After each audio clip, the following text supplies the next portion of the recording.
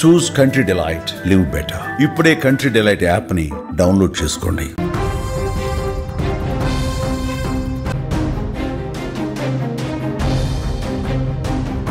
Welcome to Suman TV. నేను మీ journalist NTR. అసలు China ఎందుకు భారత్ గురించి ఆలోచిస్తుంది? ఎందుకు భారత్ పైన కుట్ర చేస్తోంది? భారత్ పైన అణుదాడి జరగాలని చైనా కోరుకుంటుందా? ఇప్పుడు ఇవే ప్రశ్నలు తలెత్తుతున్నాయి. యుఎస్ వరల్డ్ థ్రెట్ అసెస్మెంట్ రిపోర్ట్లో రాసిన విషయాలు, అమెరికన్ ఇంటెలిజెన్స్ పేర్కొన్న కొన్ని విషయాల్ని పరిశీలిస్తే చైనా భారత్కి అతిపెద్ద ప్రమాదకరంగా మారుతున్నట్టు అర్థమవుతోంది. చైనా భారత్ పైన పగ తీర్చుకునే కుట్రతో పనిచేస్తుందని అర్థమవుతోంది. పాకిస్తాన్కు కావాల్సిన అణ్వాయుధాలను, అణు సామాగ్రిని అప్గ్రేడ్ చేయడానికి చైనా ముందుకొచ్చింది. ఎప్పుడైతే మే 10వ తేదీన సీజ్ ఫైర్కి పాకిస్తాన్, భారత్ అంగీకరించాయో ఆ తర్వాత పాకిస్తాన్ తన సైన్యాన్ని, అణు సామాగ్రిని, అణు బాంబులని బలోపేతం చేసుకునే ప్రయత్నాలు మొదలుపెట్టింది. చైనా నుంచే కాదు, టర్కీ నుంచి కూడా బాంబుల్ని, సామాగ్రికి కావాల్సిన అణుబాంబుల తయారీకి కావాల్సిన వస్తువుల్ని దిగుమతి చేసుకుంటుంది పాకిస్తాన్. ఇందుకు చైనా అన్ని రకాల సహాయ సహకారాల్ని అందిస్తోంది. US the world threat assessment report ప్రకారం చైనా పాకిస్తాన్కి పూర్తి స్థాయిలో న్యూక్లియర్ వస్తువుల సరఫరాకు అంగీకారం తెలుపుతోంది. మొదటి నుంచి పాకిస్తాన్ బలహీనమైన సైన్యంతో ఉంది.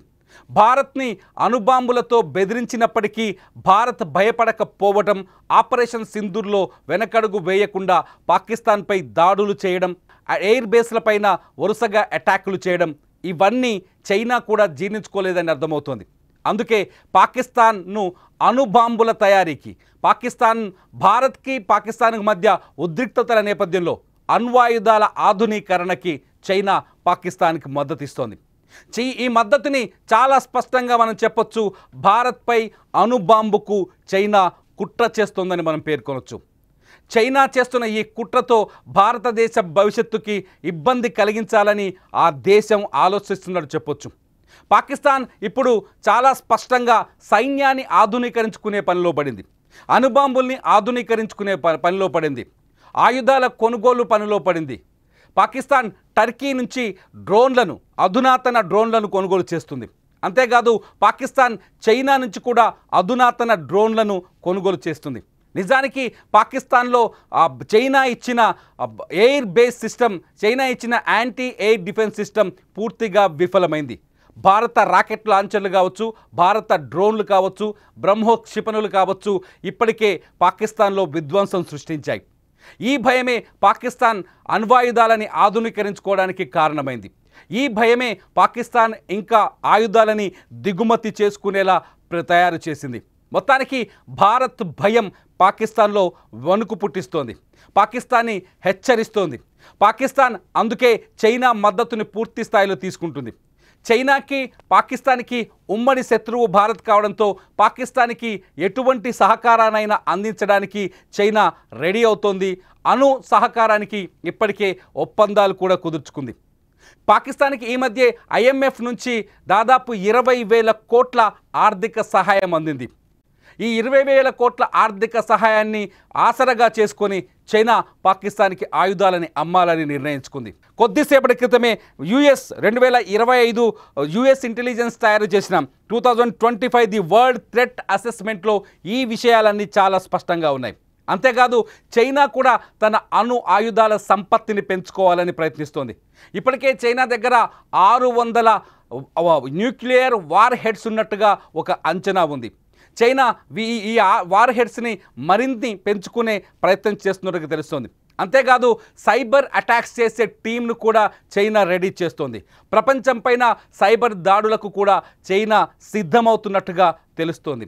ఇటు శాటిలైట్స్ పైన కూడా చైనా పెట్టుబడులను పెంచింది. ఇవన్నీ చూస్తుంటే చైనా భారత్తో సహా ప్రపంచానికే ప్రమాదకరంగా మారుతున్నట్టుగా తెలుస్తోంది. ఇటు పాకిస్తాన్ని భారత్ పైకి ప్రోత్సహిస్తూ, పాకిస్తాన్కి ఆయుధాల సరఫరాని పెంచుతూ, పాకిస్తాన్కి ఆర్థిక సహకారాన్ని అందిస్తూ భారత్ పైన కుట్రకు తెగబడుతోంది చైనా. ఇప్పటికే పాకిస్తాన్ దగ్గర ఉన్న అణ్వాయుధాలకి పూర్తి సహకారి చైనా. అణ్వాయుధాల తయారీకి చైనా బ్లూ ప్రింట్లను పంపించడమే కాదు, చైనా నుంచి కొందరు నిపుణులైన సైంటిస్టులను కూడా పంపించింది చైనా. పాకిస్తాన్లో ఉన్న అణ్వాయుధాలు ఎప్పుడైతే పహల్గామ్ దాడి తర్వాత పాకిస్తాన్ మంత్రులు కావచ్చు, ప్రధానమంత్రి కావచ్చు, పాకిస్తాన్లో ఉన్న వాళ్ళు కావచ్చు, భారత్ని అణుదాడి చేస్తామని భారత్ని బెదిరిస్తూ వచ్చారు. ఈ బెదిరింపులకు కారణం చైనా అందించిన అణు సహకారమే. పాకిస్తాన్లో అంటే ఆపరేషన్ సింధూర్ ఇంకా కొనసాగితే, ఒకవేళ సీజ్ ఫైర్కి ఒప్పందం కుదరకపోతే భారత్పై అణుదాడికి సిద్ధమని పాకిస్తాన్ బెదిరించడం వెనుక కూడా చైనా ఇచ్చిన ధైర్యం ఉందని అర్థమవుతోంది. మొత్తానికి పాకిస్తాన్కు చైనాకు మధ్య ఏర్పడిన ఈ స్నేహ సంబంధాలు ప్రపంచానికి కొత్త థ్రెట్ను చూపిస్తున్నాయి. చైనా పాకిస్తాన్ మధ్య ఏర్పడుతున్న ఈ అనుబంధం ఖచ్చితంగా యుద్ధ వాతావరణానికి దారితీసే అవకాశాలు కనిపిస్తున్నాయి. పాకిస్తాన్ ఎట్టి పరిస్థితుల్లోనూ వెనక్కి తగ్గలేదు. పాకిస్తాన్లో నిజానికి తీవ్రమైన ఆర్థిక కష్టాలున్నాయి. పాకిస్తాన్లో ప్రజలు ధరలు అదుపులో లేక అధిక ధరలతో తీవ్ర ఇబ్బందులు పడుతున్నారు. పహల్గామ్ దాడి తర్వాత భారత్ సింధు జలాల ఒప్పందాన్ని రద్దు చేయడం, సింధు జలాలకి అడ్డుకట్ట వేయడంతో పాకిస్తాన్ ఇంకా తీవ్రమైన ఆర్థిక ఇబ్బందుల్లోకి వెళ్ళిపోయింది. ఈ విషయాలన్నీ తెలిసి కూడా చైనా పాకిస్తాన్కి ఇంకా ఆయుధాలు అమ్మి ఆ డబ్బుని సొమ్ము చేసుకోవాలని ఆలోచిస్తున్నట్టు తెలుస్తోంది.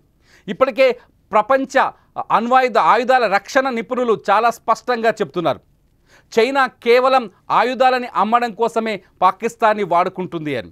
ఆయుధాల ఆధునీకరణ కావచ్చు, కొత్త డ్రోన్ల సరఫరా కావచ్చు, కొత్త పేలుడు సామాగ్రి కావచ్చు, ఆయుధాల పంపిణీ కావచ్చు, పాకిస్తాన్కి చైనా కేవలం 50% అందిస్తున్నట్టుగా కొంత సమాచారం బయటకు పొక్కింది. ఈ 50%తో చైనా తను చేసిన ఆయుధాలని పాకిస్తాన్కు అమ్మి ఆ ఆయుధాలని ప్రయోగించిన తర్వాత పాకిస్తాన్ని చూపించి ఇతర ప్రపంచ దేశాలకు అమ్ముకోవాలని చైనా భారీ కుట్ర చేస్తున్నట్టుగా కూడా కొంత చర్చ జరుగుతుంది. ఇవన్నీ పక్కన పెడితే ఎందుకు పాకిస్తాన్కి అణ్వాయుధాల విషయంలో చైనా మద్దతిస్తుంది? ఎందుకు పాకిస్తాన్ని ఉగ్రవాద దేశంగా మార్చడానికి సహకరిస్తుంది? సరిహద్దు దేశాల నుంచి మాకు ముప్పు ఉందని, సరిహద్దు దేశాల నుంచి తమ పైన దాడులు జరిగే అవకాశాలు ఉన్నాయని, అంతర్గతంగా బలూచిస్తాన్ వంటి ప్రదేశాల్లో జాతీయవాదులు, ఉగ్రవాద వ్యతిరేకవాదులు పాకిస్తాన్ సైన్యం పైన, పాకిస్తాన్ ప్రభుత్వం పైన పోరాటం చేస్తున్నారు. బలూచిస్తాన్ పోరాటాలను కూడా నిలుపుదల చేయాల్సిన అవసరం ఉందని పాకిస్తాన్ చెప్తోంది.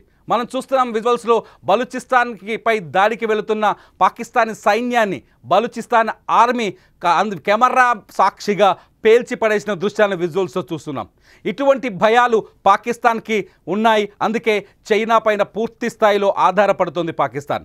నిజానికి పాకిస్తాన్లో దగ్గరున్న ఆయుధ సంపత్తిలో 81% ఆయుధ సంపత్తి కేవలం చైనా నుంచి దక్కింది.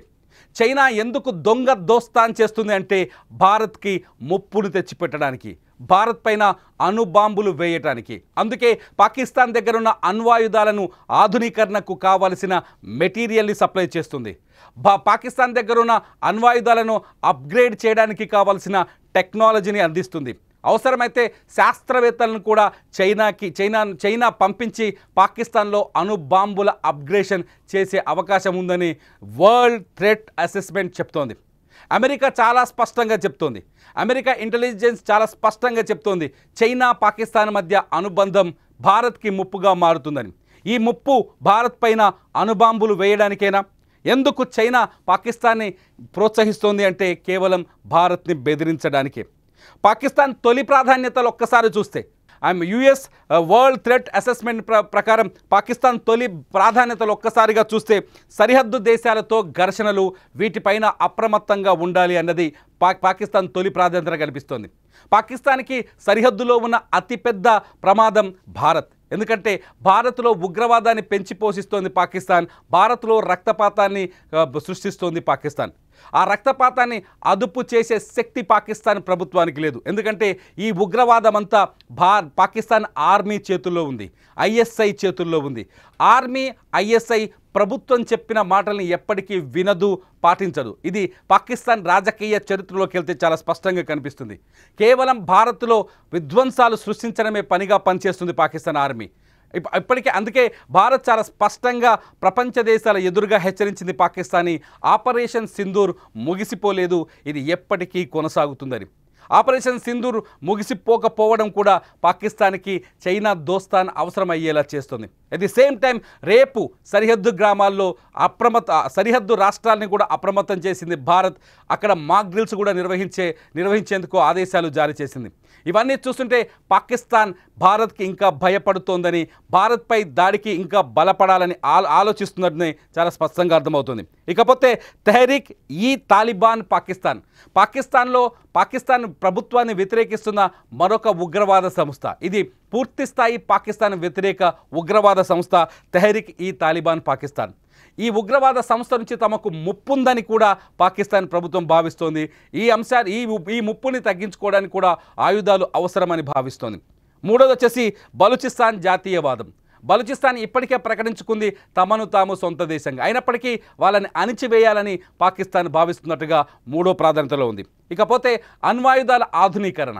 ఈ అణ్వాయుధాల ఆధునీకరణ కేవలం భారత్ని బెదిరించడానికి, భారత్ నుంచి ముప్పు ఉంది కాబట్టి ఆ ముప్పు నుంచి తప్పించుకోవడానికి అని చెప్తోంది ప్రపంచ దేశాలకి పాకిస్తాన్. మొత్తానికి రెండు దేశాల మధ్య ఘర్షణతో దక్షిణాసియాలో శాంతి భద్రతలు కాపాడుతామనే వంకతో చైనా పాకిస్తాన్కి ఆర్థిక సహకారం, అణ్వాయుధాల అప్గ్రేడ్కి సహకారం, డ్రోన్లు, మిసైల్స్ వంటివి సహకారం అందించడం ఇప్పుడు ప్రపంచ దేశాన్ని కూడా ఆలోచింపజేస్తోంది. ఎందుకంటే పాకిస్తాన్ ఒక ఉగ్రవాద దేశం, పాకిస్తాన్ ఒక పిచ్చి దేశం, పాకిస్తాన్ ఒక తలతిక్క దేశం.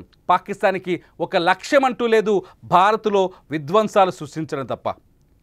ఈ పిచ్చి దేశానికి చైనా మద్దతు ఇవ్వడం ఇప్పుడు ప్రపంచ దేశాల ముందు చాలా స్పష్టమైపోయింది 2025 వరల్డ్ థ్రెట్ అసెస్మెంట్ రిపోర్ట్ ద్వారా.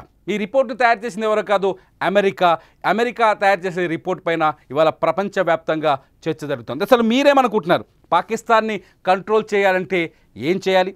భారత్ ఖచ్చితంగా యుద్ధం చేయాల్సిందేనా? పాకిస్తాన్ పైన యుద్ధ దాడి చేయకపోతే పాకిస్తాన్ అదుపులోకి రాదా? నిజంగా పాకిస్తాన్ నుంచి భారత్ అణుముప్పు ఉంటుందా? చైనా కుట్ర వెనుక అసలు అర్థమేంటి? భారత్ పైన పాకిస్తాన్ చేత అణుబాంబులు, అణుదాడి చేయించే అవకాశం ఉందా? అసలు మీరేమనుకుంటున్నారో ఈ వీడియో కింద మీ అభిప్రాయాన్ని ఖచ్చితంగా కామెంట్ చేయండి. లైవ్ అప్డేట్స్ కోసం సుమన్ టీవీ లైవ్ను చూడండి. ఇట్లు మీ జర్నలిస్ట్ తిరుమల్.